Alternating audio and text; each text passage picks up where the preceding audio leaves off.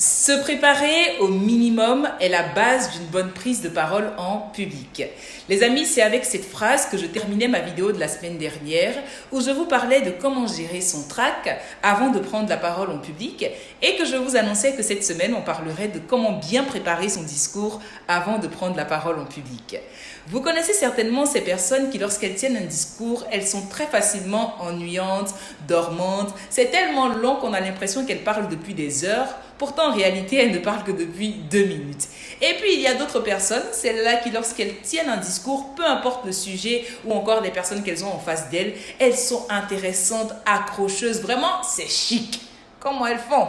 Approcher en 2 minutes, je vous partage des points inéluctablement importants à prendre en compte lorsqu'on doit bien préparer son discours pour être convaincant et intéressant. La première des choses à faire est de toujours se demander à qui on parle. Qui est notre auditoire? Qui est en face de nous? Est-ce que ce sont des jeunes? Est-ce que ce sont des enfants? Est-ce que ce sont des femmes, des hommes politiques, des cadres, des personnes en quête d'emploi? Bref, ce point va nous aider à pouvoir mieux choisir nos mots, notre langage. Est-ce qu'il sera soutenu, courant ou familier? Et aussi mieux orienter notre message. J'en veux pour exemple les hommes politiques qui, lors de leur campagne, lorsqu'ils sont en face de jeunes, ils vont aller jusqu'à parler le nouchi parce qu'ils savent que c'est ce qui plaira à cet auditoire précis et pourra mieux faire passer leur message. La deuxième chose à faire est de savoir combien de temps vous avez pour parler.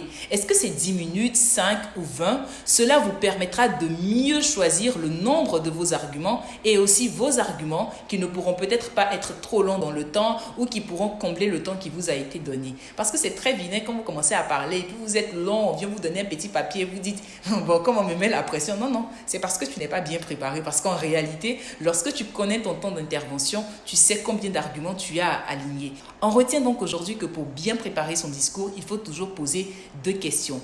Qui est mon public et combien de temps j'ai pour m'exprimer? Il y a plusieurs autres paramètres à prendre en compte, mais bon, je vous rappelle, on n'a que 2 minutes. J'espère que ça vous aura servi. Passez une excellente semaine et on se dit peut-être dans 2 jours pour une autre vidéo parce que cette semaine, je compte vous gâter. Prenez soin de vous. Des bisous.